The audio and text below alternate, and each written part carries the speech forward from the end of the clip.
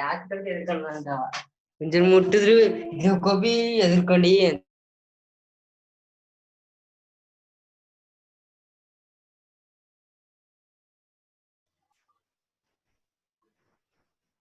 Voice ಕೇಳಿಸ್ತಿದೆ ನಂದೆಲ್ರಿಗೂ? Yes, sir. Yes, sir. Okay, screen visible ಇದೆಯಲ್ಲ? Okay, so ಎರಡು halogen ಇದೆ ಅಂದಾಗ, ಎರಡು ಹ್ಯಾಲೋಜನ್ ಇದ್ದಾಗ ನಾವು ರಿಮೂವ್ ಮಾಡಬೇಕು ಅಂದ್ರೆ ನಿಮ್ಗೆ ಅಲ್ಲಿ ಏನಾಗುತ್ತೆ, ಡಬಲ್ ಡಿಹೈಡ್ರೋ ಹ್ಯಾಲೋಜಿನೇಷನ್ ಆಗುತ್ತೆ. ಸೊ ಡಬಲ್ ಡಿಹೈಡ್ರೋ ಹ್ಯಾಲೋಜಿನೇಷನ್ ಆಗ್ತಿದೆ ಅಂದಾಗ ನಿಮ್ಗೆ ಒಂದು ಹ್ಯಾಲೋಜನ್ ರಿಮೂವ್ ಮಾಡಿದಾಗ ಅದ್ರ ಜೊತೆ ಒಂದು ಹೈಡ್ರೋಜನ್ ಹೋಗ್ಬೇಕು. Again if you are removing another halogen ಅಂದ್ರೆ again one hydrogen has to be remove. So ನೀವು ಎಷ್ಟು ಹ್ಯಾಲೋಜನ್ ರಿಮೂವ್ ಮಾಡ್ತೀರೋ ಅಷ್ಟು ಜೊತೆ ಹೈಡ್ರೋಜನ್ ರಿಮೂವ್ ಆಗ್ಲೇಬೇಕು. ಸೊ ಬರೀ ಹ್ಯಾಲೋಜನ್ ರಿಮೂವ್ ಮಾಡಿರಕ್ಕಾಗಲ್ಲ. ಇಲ್ಲಿ ಸಿಂಗಲ್ ಡಿಹೈಡ್ರೋ ಹ್ಯಾಲೋಜಿನೇಷನ್ ಆದಾಗ ಒಂದು ಹ್ಯಾಲೋಜನ್ ಒಂದು ಹೈಡ್ರೋಜನ್ ಹೋಗುತ್ತೆ, ಮತ್ತೆ ಇನ್ನೊಂದು ಹ್ಯಾಲೋಜನ್ ರಿಮೂವ್ ಮಾಡ್ಬೇಕಾದಾಗ ಅಲ್ಲಿ ನಮಗೆ ಡಬಲ್ ಡಿಹೈಡ್ರೋ ಹ್ಯಾಲೋಜಿನೇಷನ್ ಆಗುತ್ತೆ.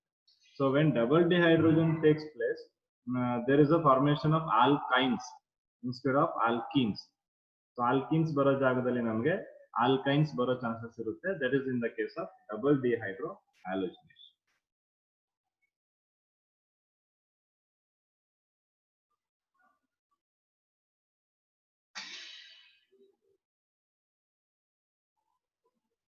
See, in the case of 2-bromobutane, so 2-bromobutane ಅಲ್ಲಿ ನಾವೇನ್ ಮಾಡಬಹುದು, ಎರಡು ಪ್ರಾಡಕ್ಟ್ಸ್ ಗಳನ್ನ ಫಾರ್ಮೇಶನ್ ಮಾಡಬಹುದು. ಸೊ ಒಂದು ಪ್ರಾಡಕ್ಟ್ ಯಾವ್ದಿದೆ ನಮ್ಗೆ, so as you all got 2-butene. So ಇನ್ನೊಂದು ಪ್ರಾಡಕ್ಟ್ ಕೂಡ ಯಾವ್ದಿದೆ ನಾವು ಫಾರ್ಮೇಶನ್ ಆಗುತ್ತೆ ನಮ್ಗೆ, 1-butene. ಸೊ ಇಲ್ಲಿ alcoholic KOH.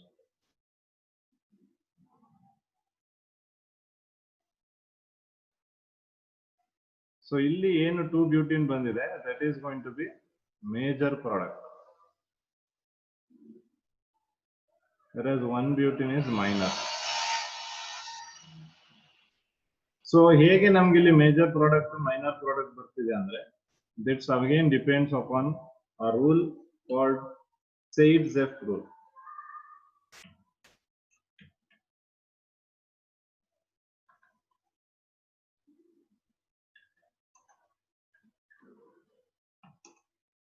Or also we call it as Zaitsev rule.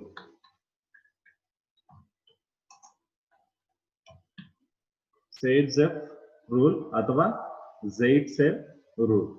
So what according to Saytzeff rule or Zaitsev rule states is, so ಇಲ್ಲಿ elimination reaction ಮಾಡುವಾಗ hydrogen atom must be removed from the carbon atom containing least number of hydrogen atom. ಜೊತೆಗೆ highly substituted alkene ಏನ್ formation ಆಗುತ್ತೆ, that is going to be the major product. So highly substituted alkenes what are going to be formed, as I told in the stability way. So highly substituted ಯಾವ್ದಿರುತ್ತೆ ನಮ್ಗೆ, ಅದು ನಮ್ಗೆ major product ಆಗುತ್ತೆ. So ಇಲ್ಲಿ highly substituted ಅಂದ್ರೆ I'll give you the example. Okay, so ಇಲ್ಲಿ ನಮ್ಗೆ first case ಏನ್ ಮಾಡ್ಬೇಕು ಅಂದ್ರೆ, ನಾವು ಈ ಕೈಂಡ್ ಆಫ್ ಕಾಂಪೌಂಡ್ಸ್ ಬಂದಾಗ ನಮ್ಗೆ major product minor product determine ಮಾಡಬೇಕು ಅಂದಾಗ ನಾವೇನ್ ಮಾಡ್ಬೇಕು, ಹೈಡ್ರೋಜನ್ ಆಟಮ್ ನ you should remove from the carbon containing less hydrogen. ನೀವು ಇಲ್ಲಿ ಅಬ್ಸರ್ವ್ ಮಾಡಿದ್ರೆ ಇಲ್ಲೂ ಕೂಡ ಹೈಡ್ರೋಜನ್ ಇದೆ, ಈ ಕೇಸಲ್ಲೂ ಹೈಡ್ರೋಜನ್ ಇದೆ. ನೀವು ಇಲ್ಲಿ ಬೇಕಾದ್ರೂ ರಿಮೂವ್ ಮಾಡ್ಬೋದಿತ್ತು, ಇಲ್ಲಿ ಬೇಕಾದ್ರೂ ರಿಮೂವ್ ಮಾಡ್ಬೋದು. ಈ ಕೇಸಲ್ಲಿ ನಾನು ಹೈಡ್ರೋಜನ್ ಮಾಡಿದಾಗನೇ ನನಗೆ 1-butene ಬರುತ್ತೆ. ಓಕೆ, ಸೊ ಅದೇ ರೀತಿ ಈ ಕೇಸಲ್ಲಿ ರಿಮೂವ್ ಮಾಡಿದಾಗ ನನಗೆ 1-butene ಬರುತ್ತೆ. But according to Saytzeff rule or Zaitsev rule ಏನ್ ಹೇಳುತ್ತೆ, so you have to remove hydrogen from the carbon containing lower hydrogen. So ಅಂದ್ರೆ ಇಲ್ಲಿ ಈ ಬ್ರೋಮಿನ್ ಹತ್ರ ನಾವು ರಿಮೂವ್ ಮಾಡಕ್ಕಾಗಲ್ಲ, ಯಾಕಂದ್ರೆ ಬ್ರೋಮಿನ್ ಹತ್ರ ಈ ಕಾರ್ಬನ್ ಹತ್ರ ಆಲ್ರೆಡಿ ಹ್ಯಾಲೋಜನ್ ಇದೆ. ಸೊ ಅದು ರಿಮೂವ್ ಆಗೇ ಆಗುತ್ತೆ. ಸೊ ಅದರಿಂದ ನಾವ್ ಇಲ್ಲಿ ರಿಮೂವ್ ಮಾಡಕ್ಕಾಗಲ್ಲ. ಸೊ ನಾವು ರಿಮೂವ್ ಮಾಡಿದ್ರೆ ಈ ಜಾಗದಲ್ಲಿ ಮಾತ್ರ ರಿಮೂವ್ ಮಾಡಬೇಕು. ಸೊ ಅಲ್ಲೇ ರಿಮೂವ್ ಮಾಡಿದಾಗ ನಮಗೆ 2-butene ಬರುತ್ತೆ, which is going to be a major product. Okay, so that is according to Saytzeff or Zaitsev rule. So ಇದನ್ನ ನೀವು ನೆನ್ಪಿಟ್ಕೊಬೇಕು ಅಂದ್ರೆ HCl ನ ನೆನ್ಪಿಟ್ಕೊಳ್ಳಿ. ಸೊ HCl ಅಲ್ಲಿ ಏನ್ ಹೇಳುತ್ತೆ ಹೈಡ್ರೋಜನ್ ಆಟಮ್ ಇದು H ಏನ್ ಇಂಡಿಕೇಟ್ ಮಾಡುತ್ತೆ hydrogen atom should be removed ಇದೇನ್ carbon from the carbon containing L ಏನ್ ಹೇಳುತ್ತೆ less hydrogen. Okay, so that is Zaitsev rule ಅಥವಾ Zaitsev rule. So according to Zaitsev or Zaitsev rule ಏನು ಹೇಳುತ್ತೆ during elimination reaction from hydrogen halides the hydrogen atom H, this H indicates hydrogen atom should be removed ಅಥವಾ must be removed from the carbon atom. So this is the carbon atom, from the carbon atom containing less hydrogen, L for less hydrogen. Okay, so that is what Zaitsev rule ಅಥವಾ Zaitsev rule. So ಇದು ಅರ್ಥ ಆಗಿದೆಯಾ Zaitsev ಅಥವಾ Zaitsev rule ಅರ್ಥ ಆಗಿದೆ ಎಲ್ರಿಗೂ? ಯಾಕಂದ್ರೆ ಇದು ನೀವು 1 ಮಾರ್ಕ್ಸ್ ಕೇಳುವಂತ ಕ್ವೆಶ್ಚನ್ಸ್ ಇದೆ. ಸೊ ಇದರಿಂದ 1 ಮಾರ್ಕ್ಸ್ ಕ್ವೆಶ್ಚನ್ಸ್ ಅರೇಂಜ್ ಆಗುತ್ತೆ. ಯಾವುದು ಮೇಜರ್ ಪ್ರಾಡಕ್ಟ್ ಹೇಳಿ, ಯಾವುದು ಮೈನರ್ ಪ್ರಾಡಕ್ಟ್ ಹೇಳಿ ಅಂತ ಯಾವ್ದೋ ಒಂದು ರಿಯಾಕ್ಟೆಂಟ್ ಕೊಟ್ಬಿಟ್ಟು 1 ಮಾರ್ಕ್ಸ್ ಕೇಳ್ತಾರೆ. ಸರ್ ರಿಪೀಟ್ ಮಾಡಿ ಅನ್ಸುತ್ತೆ. Okay,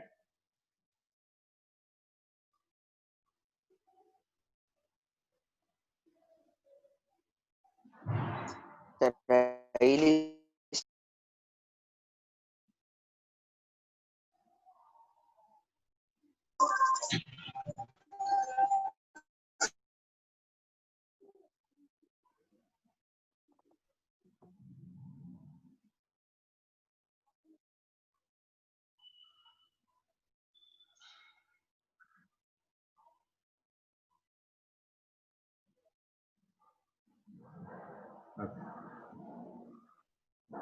okay, so this is the 2-bromobutane what we have. So here, as I told, we'll get the 2 products. One is major product and one is a minor product.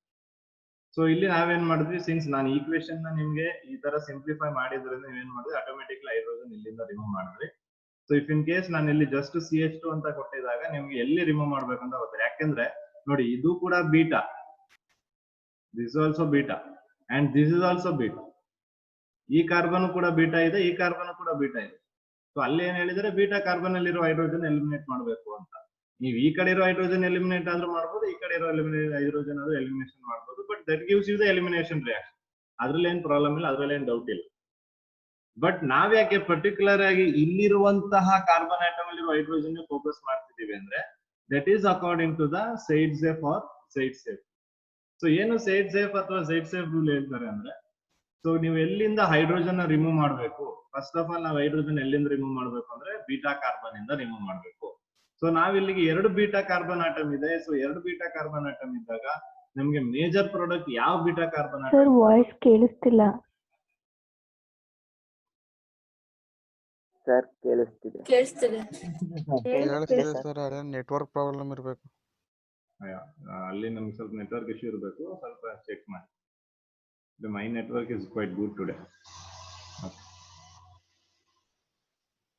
And so beta 2 beta carbon atom ಇದ್ದಾಗ ನಾನು ಯಾವ beta carbon ಇಂದ hydrogen remove ಮಾಡಬೇಕು ಅನ್ನೋದನ್ನ ನನಗೆ Zaitsev rule ಅಥವಾ Zaitsev rule ಹೇಳುತ್ತೆ. So ಎಲ್ಲಿಂದ ನಾನು ಹೈಡ್ರೋಜನ್ ರಿಮೂವ್ ಮಾಡಿದ್ರೆ ನನಗೆ ಮೇಜರ್ ಪ್ರಾಡಕ್ಟ್ ಬರುತ್ತೆ ಅಂದ್ರೆ, so I have to remove the hydrogen from the carbon containing less number of hydrogen.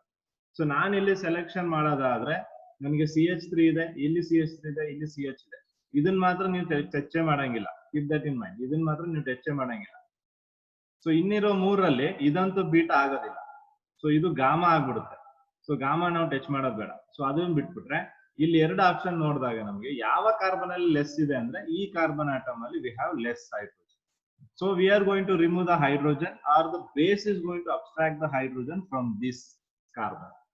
So ಇಲ್ಲಿರುವಂತದನ್ನ ಹೈಡ್ರೋಜನ್ ಬ್ರೇಸ್ ಅಕ್ಸೆಪ್ಟ್ ಮಾಡಿದಾಗ ನಮ್ಗೆ ಇದು ಶಿಫ್ಟ್ ಆಗುತ್ತೆ ಇಲ್ಲಿಗೆ ಎಲೆಕ್ಟ್ರಾನ್ಸ್. ಸೊ ಆವಾಗ ಏನಾಗುತ್ತೆ ನಮ್ಗೆ, we will get CH3 CH double bond CH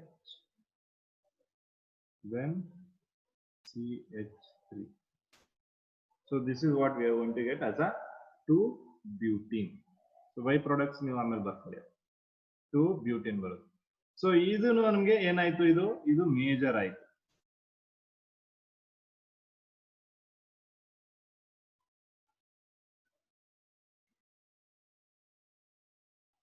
so next ಈ ಹೈಡ್ರೋಜನ್ ಈ ಕಾರ್ಬನ್ ಅಲ್ಲಿ ಇರೋದನ್ನ ರಿಮೂವ್ ಮಾಡಿಲ್ಲ ನಾವು.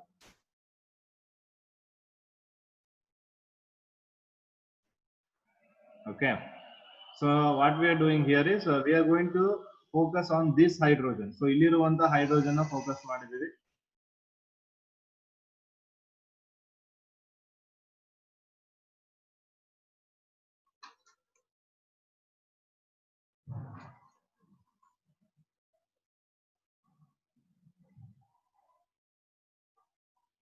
ಸೊ ಅವಾಗ ಏನಾಗಿತ್ತು, ಇಲ್ಲಿರುವಂತಹ ಬಾಂಡ್ ಇಲ್ಲಿಗೆ ಶಿಫ್ಟ್ ಆಯ್ತು. So then what I am going to get,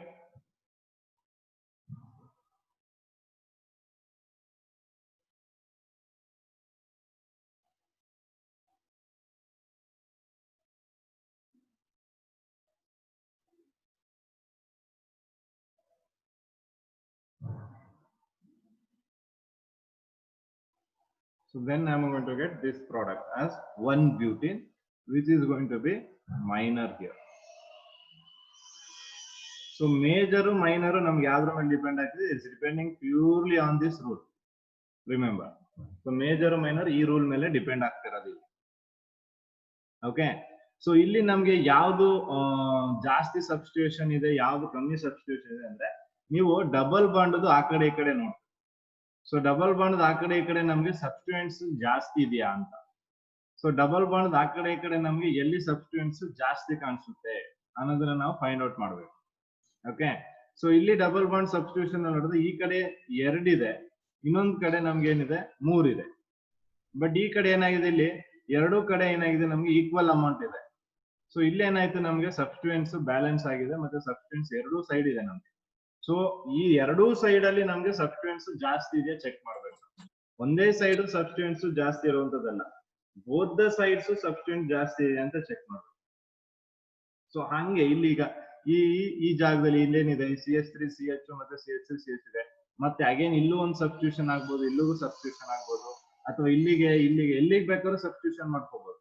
so ಈ ಡಬಲ್ ಬಾಂಡ್ ಏನಿದೆ, ಈ ಡಬಲ್ ಬಾಂಡ್ ಸುತ್ತ ನಮ್ಗೆ ಸಬ್ಸ್ಟಿಟ್ಯೂಯೆಂಟ್ಸ್ ಇಂಪಾರ್ಟೆಂಟ್. ಓಕೆ, ಸೊ ಅದನ್ನ ನಾವು ಹೈಲಿ ಸಬ್ಸ್ಟಿಟ್ಯೂಟೆಡ್ ಅಂತ ಕರಿತೀವಿ. So substitution is nothing but ನಮ್ಗೆ ಅಲ್ಲಿ ಆಲ್ಕೈಲ್ ಗ್ರೂಪ್ಸ್ ಗಳು ಎಷ್ಟಿದಾವೆ ಅಂತ. ಓಕೆ, ಸೊ ಆ ಆಲ್ಕೈಲ್ ಗ್ರೂಪ್ಸ್ ಎಷ್ಟಿದಾವೆ ಅಂತ ನಾವು ಕನ್ಸಿಡರ್ ಮಾಡಿ ಅದನ್ನ ಚೆಕ್ ಮಾಡ್ಬೇಕು. ಸೊ ಅದು ನಮ್ಗೆ ಹೈಲಿ ಸಬ್ಸ್ಟಿಟ್ಯೂಟೆಡ್ ಯಾವ್ದಿದೆ ಅಂತ ಹೇಳುತ್ತೆ. ಸೊ ಅದು ಮೇಜರ್ ಪ್ರಾಡಕ್ಟ್ ಆಗುತ್ತೆ. ಅಫ್ಕೋರ್ಸ್ ಯಾವ್ದು ಮೇಜರ್ ಪ್ರಾಡಕ್ಟ್ ಬಂದಿರುತ್ತೆ, ಆ ಮೇಜರ್ ಪ್ರಾಡಕ್ಟ್ ಸ್ಟೇಬಲ್ ಇರುತ್ತೆ than compare to the minor product. So ಇಲ್ಲಿ ಮೇಜರ್ ಪ್ರಾಡಕ್ಟ್ ಫಾರ್ಮೇಶನ್ ಆಗಿದೆ ನಮ್ಗೆ ಸ್ಟೇಬಲ್ ಪ್ರಾಡಕ್ಟ್. ಕ್ಲಿಯರ್ ಆಗಿದೆಯಾ? ಇನ್ನೇನಾದ್ರು ಡೌಟ್ಸ್ ಇದ್ರೆ ಕೇಳಿ.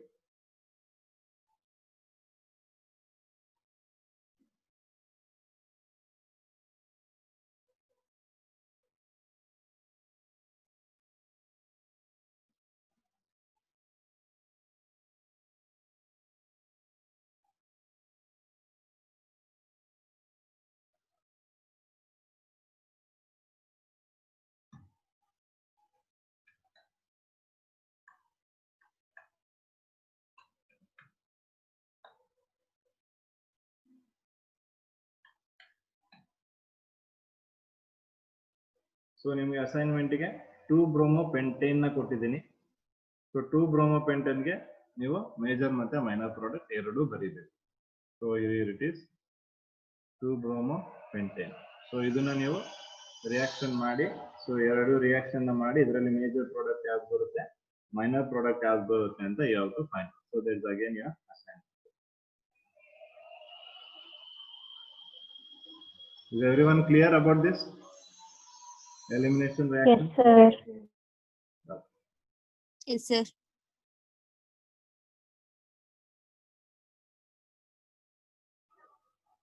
So next thing what we want to discuss is aqueous ಮತ್ತೆ alcoholic. What is the difference there in aqueous state?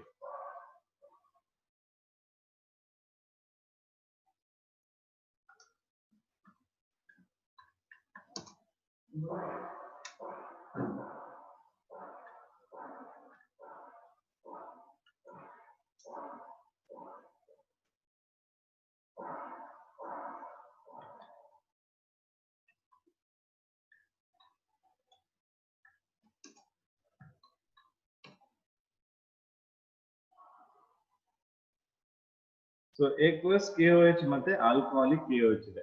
So ನಾವು aqueous KOH ನ ಎಲ್ಲಿ ನೋಡಿದೀವಿ? ಇನ್ SN1 ರಿಯಾಕ್ಷನ್ಸ್ ಅಂದ್ರೆ ಸಬ್ಸ್ಟಿಟ್ಯೂಷನ್ ನ್ಯೂಕ್ಲಿಯೋಫಿಲಿಕ್ ರಿಯಾಕ್ಷನ್ಸ್ ಅಲ್ಲಿ ನೋಡಿದೀವಿ. ಆಲ್ಕೋಹಾಲಿಕ್ KOH ನ ಎಲ್ಲಿ ನೋಡಿದೀವಿ ಅಂದ್ರೆ ಎಲಿಮಿನೇಷನ್ ರಿಯಾಕ್ಷನ್ಸ್ ಅಲ್ಲಿ ನೋಡಿದೀವಿ. ಸೊ ಇಲ್ಲಿ ಇಷ್ಟೇ, ಅದೇ difference. Aqueous KOH alcoholic KOH ಅಂದ್ರೆ ನೀವು ತಗೊಳ್ತಿರುವಂತಹ potassium hydroxide or we can call it as a base. So ಆ ಬೇಸು ಏಕ್ವಸ್ ಮೀಡಿಯಂ ಅಲ್ಲಿ ಇದ್ರೆ ನಮ್ಗೆ ಸಬ್ಸ್ಟಿಟ್ಯೂಷನ್ ರಿಯಾಕ್ಷನ್ ಆಗುತ್ತೆ. ಅದೇ ಬೇಸು ಆಲ್ಕೋಹಾಲಿಕ್ ಮೀಡಿಯಂ ಅಲ್ಲಿ ಇದ್ರೆ ನಮ್ಗೆ ಅದು it acts as an elimination reaction. So ಇಲ್ಲಿ ಏನಾಗುತ್ತೆ ಅಂದ್ರೆ ಏಕ್ವಸ್ ಕೇಸ್ ಅಲ್ಲಿ potassium hydroxide here can act as both nucleophile and a base. ಅದನ್ನ ನೆನಪಿಟ್ಕೊಬೇಕು ನಾವು. potassium hydroxide or KOH ಏನಿದೆ that can act both as nucleophile as well as base. So nucleophile ಯಾವಾಗ ಅಂದ್ರೆ nucleophile ಆಗಿ ಯಾವಾಗ ಆಕ್ಟ್ ಮಾಡುತ್ತೆ? So in aqueous solution. So aqueous solution ಎಲ್ಲ ಏನಾಗುತ್ತೆ, ಅದು ಕಂಪ್ಲೀಟ್ ಆಗಿ ಡಿಸೋಸಿಯೇಟ್ ಆಗುತ್ತೆ. ಸೊ ಕಂಪ್ಲೀಟ್ ಆಗಿ ಡಿಸೋಸಿಯೇಟ್ ಆದಾಗ K+ ಮತ್ತೆ OH- ಅಂತ ನಮ್ಗೆ ಆಚೆ ಬರುತ್ತೆ. ಅಲ್ಲಿರುವಂತಹ OH- ಏನಾಗುತ್ತೆ ನಮಗೆ ನ್ಯೂಕ್ಲಿಯೋಫೈಲ್ ಆಗಿ ಆಕ್ಟ್ ಮಾಡುತ್ತೆ, which will later on attacks to the positive centre. ಅಂದ್ರೆ ಕಾರ್ಬೋಕ್ಯಾಟೈನ್ ಗೆ ಅಟ್ಯಾಕ್ ಮಾಡಬಹುದು. ಸೊ ದ ಪಾಸಿಟಿವ್ ಸೆಂಟರ್ ಯಾವ್ದಿರುತ್ತೆ? ವಾಯ್ಸ್ ಬ್ರೇಕ್ ಆಗ್ತಿದೆ.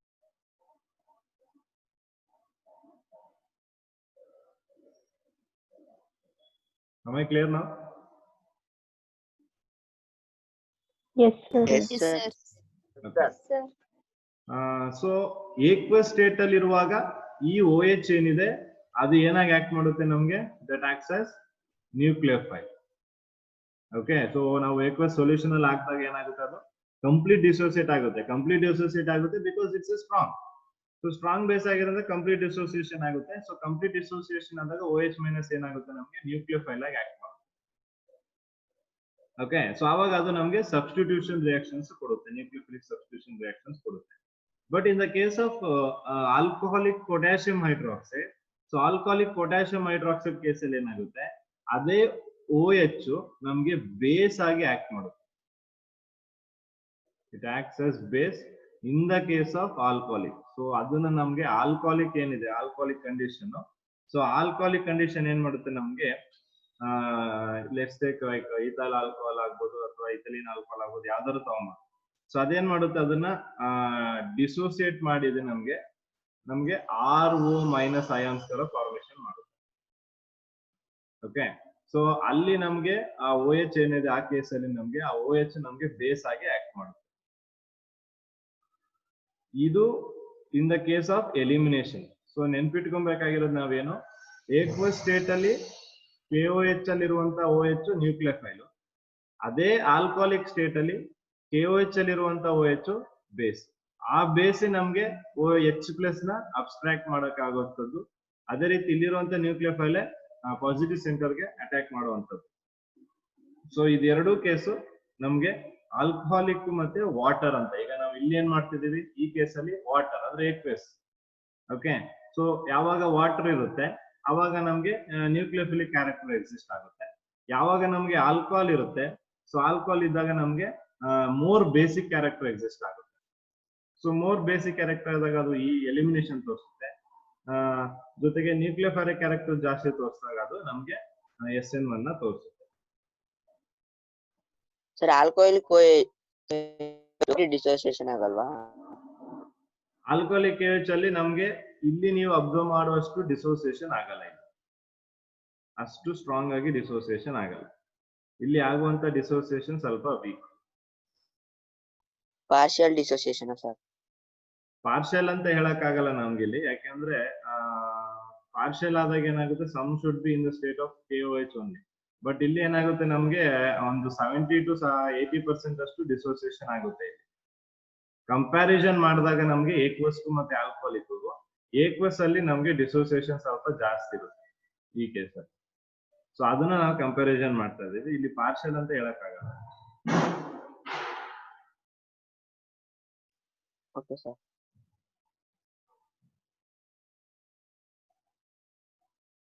Okay, so that's the thing very important.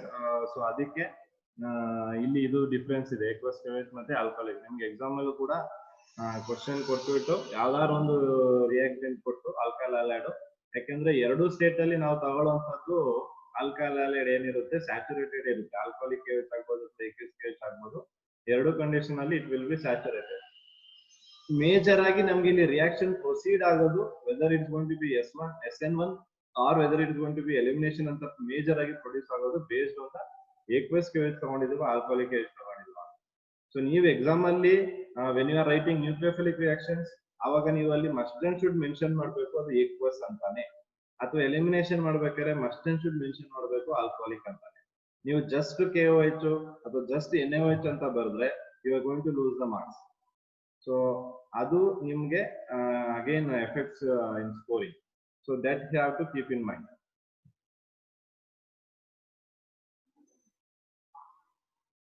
Is it clear to everyone? Yes, sir. Okay. So ಇದೇ case ಅಲ್ಲಿ ಈ aqueous KOH ಅಥವಾ aqueous NaOH case ಅಲ್ಲಿ ನಾವು ರಿಯಾಕ್ಟೆಂಟ್ ನ or not the reactant nucleophile ಆಗ್ಬೋದು ಅಥವಾ ಏನು ಬೇಸ್ ಆಗ್ಬೋದು, ಅದು ನಮ್ಗೆ ಟರ್ಷರಿ ಸ್ಟೇಟ್ ಅಲ್ಲಿ ಇದ್ರೆ ಅಂದ್ರೆ ಅದನ್ನ ನಾವು ಬಲ್ಕಿಯರ್ ಅಂತ ಕರಿತೀವಿ. ಸೊ ಬಲ್ಕಿಯರ್ ನ್ಯೂಕ್ಲಿಯೋಫೈಲ್ಸ್ ಏನಾದ್ರೂ ಇದ್ರೆ, ಸೊ ಆ bulkier nucleophiles acts as base due to steric factors. So because of that condition they preferably undergo elimination reaction. So for example ತಗೊಂಡ್ರೆ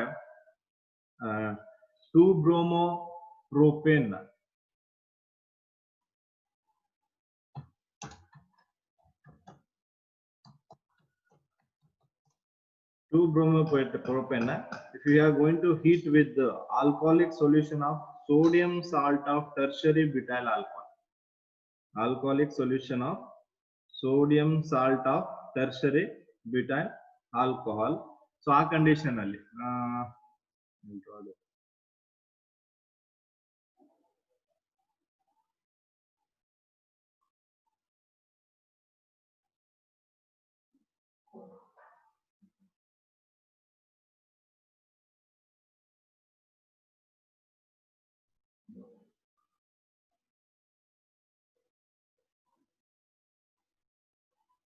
let's say you have this one.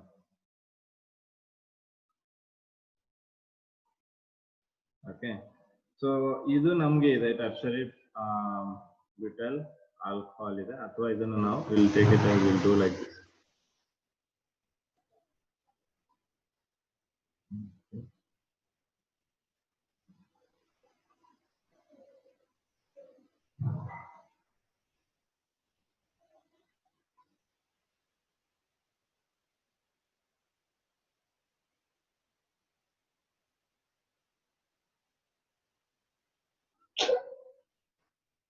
So in this case, so ಇಲ್ಲಿ ನಾವು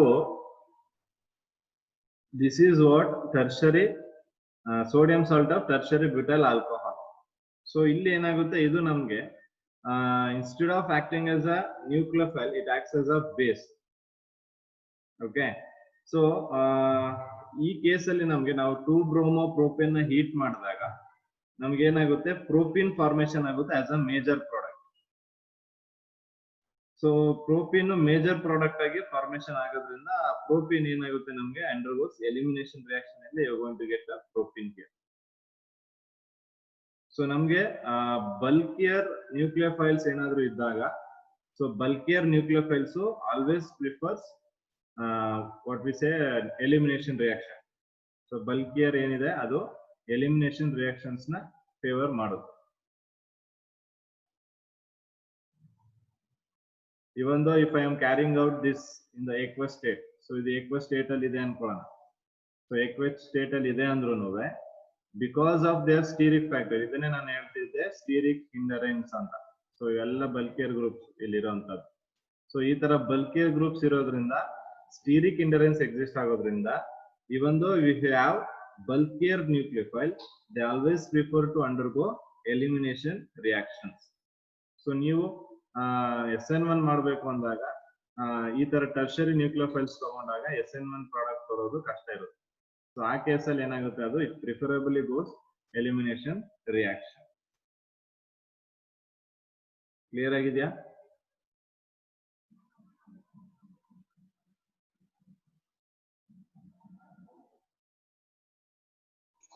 sir bulkier group ಇನ್ನೊಂದ್ಸತಿ ಹೇಳಿ.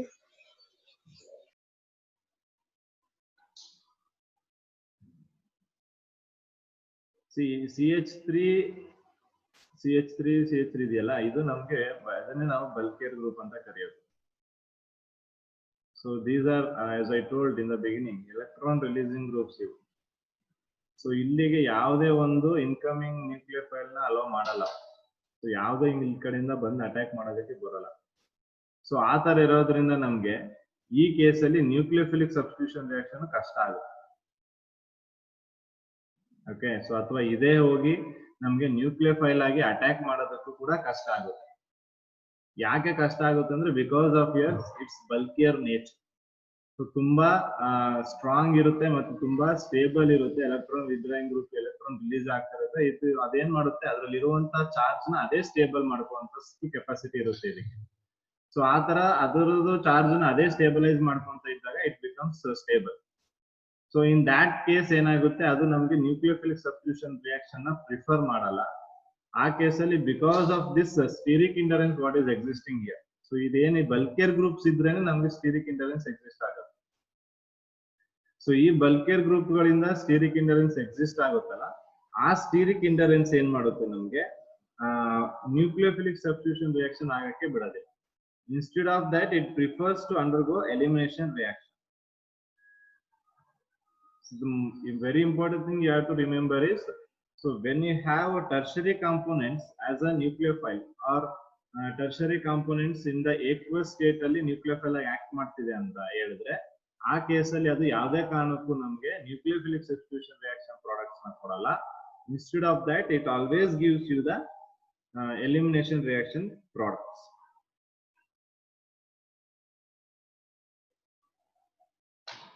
Clear? Yes, sir.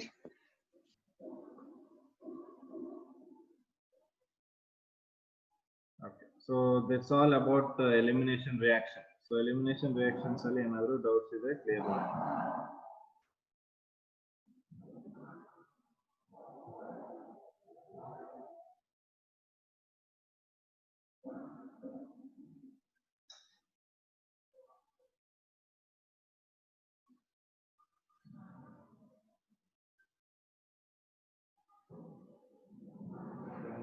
Elimination reaction and ask others will know.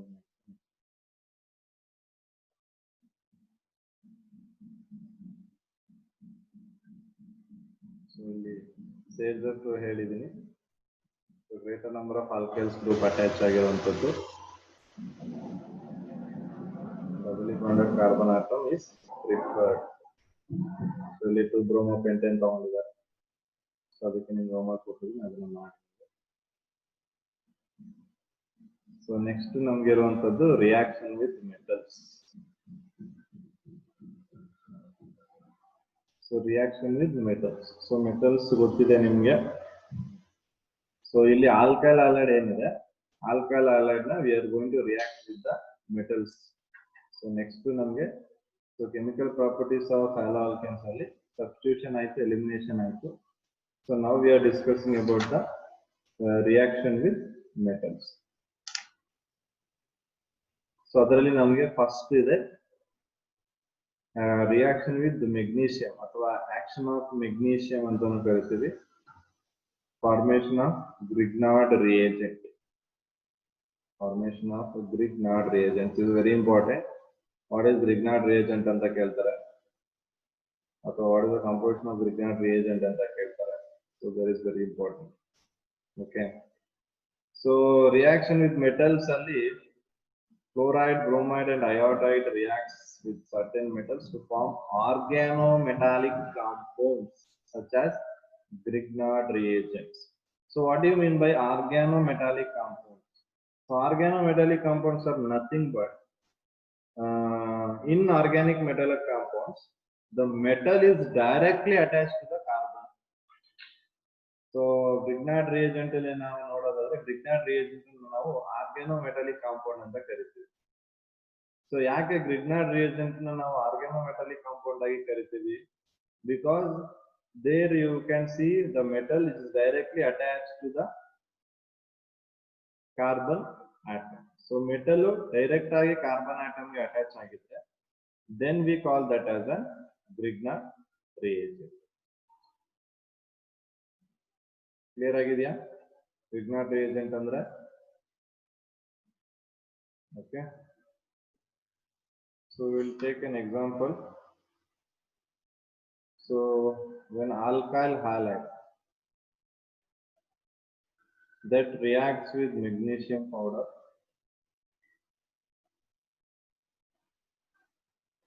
in the presence of dry ether,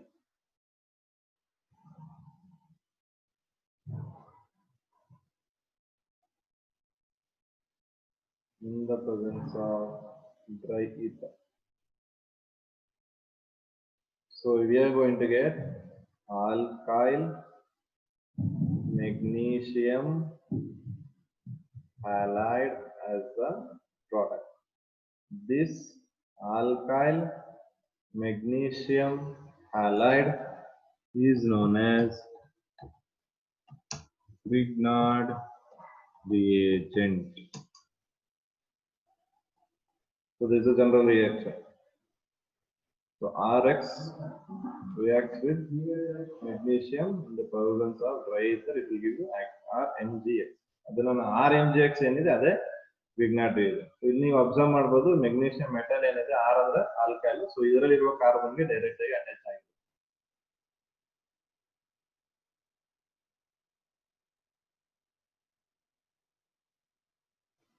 Is that clear? Yes, sir. Yes, sir.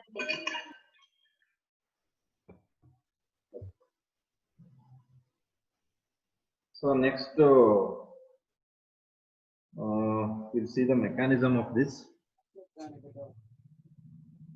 So mechanism.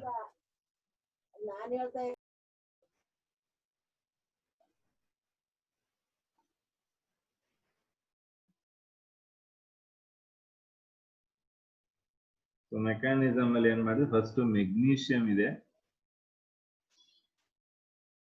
So ಈ magnesium loses one electron.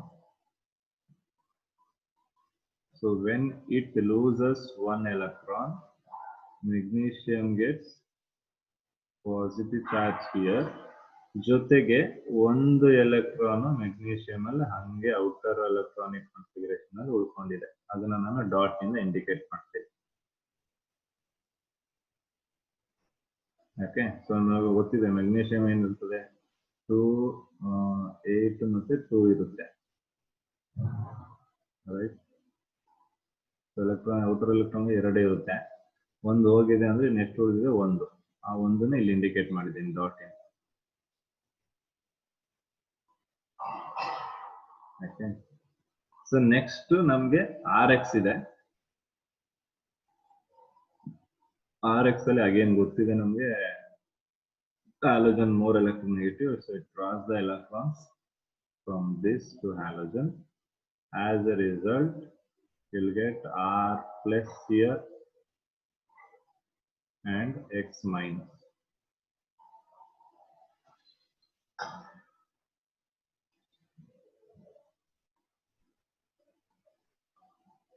Okay.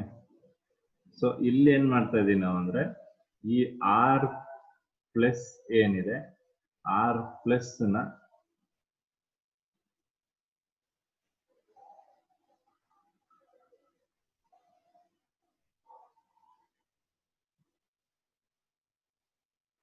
I will indicate as a free radical. R dot ಆಗಿ indicate ಮಾಡ್ತಾ ಇದೀವಿ. Okay. So ಯಾಕೆ R dot ಆಯ್ತು ಯಾರಾದ್ರೂ ಹೇಳ್ಬೋದಾ?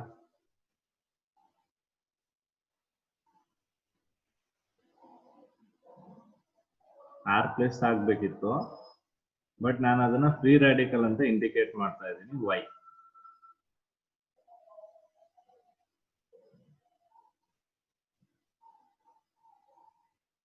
Odd number of electrons. ಹೌದು, ಆ ಆಡ್ ನಂಬರ್ ಎಲ್ಲಿಂದ ಬಂತು ಅಂತ. ಈಗ ಇಲ್ಲಿ ಇದ್ರೆ ಏನಾಗ್ತಿತ್ತು, 2 ಎಲೆಕ್ಟ್ರಾನ್ ಇದು ಹೇಳ್ಕೊಂಡು ಹೋಗ್ಬೇಕಿತ್ತು. ಸೊ ಇಲ್ಲಿ ಇದ್ದಿದ್ದು 2 ಹೋದಾಗ ಇಲ್ಲಿ ಮತ್ತೆ ಇವನೇ ಇರ್ತಿತ್ತು. ಇದು 2 ಎಲೆಕ್ಟ್ರಾನ್ ಎತ್ಕೊಂಡು ಹೋದ್ಮೇಲೂ ಇದು ಆಡಿಲ್ಲ, ಇದು ಇವನ್ ಇರ್ತಿತ್ತು. ಬಟ್ ಆಡ್ ಅಂತ ತೋರಿಸ್ತಾ ಇದೀನಿ ನಾನು. ಯಾಕೆ?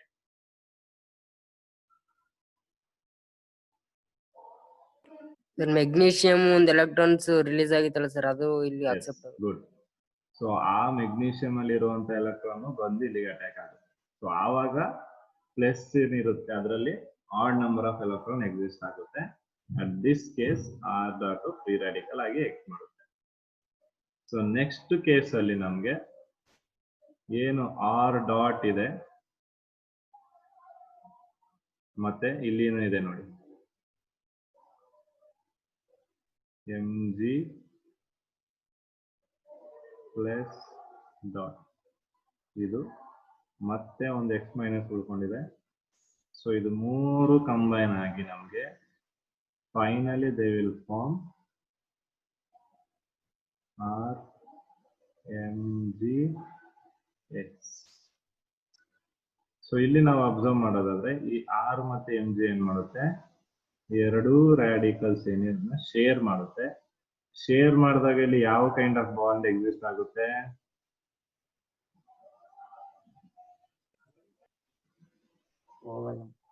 ಕೋವಲೆಂಟ್ ಬಾಂಡ್ ಇಲ್ಲಿ ಎಕ್ಸಿಸ್ಟ್ ಆಗುತ್ತೆ. So this is the bond between R and mg is covalent. But mg ಲಿ ಪ್ಲಸ್ x ಅಲ್ಲಿ minus, mg metal x non metal. ಹಾಗಾದ್ರೆ ಇಲ್ಲಿ ಫಾರ್ಮೇಶನ್ ಆಗೋದು ಯಾವುದು? Ionic bond. ಸೊ ಈ ಕೇಸಲ್ಲಿ ನಮ್ಗೆ ionic bond formation Ionic bond. Between mg and x.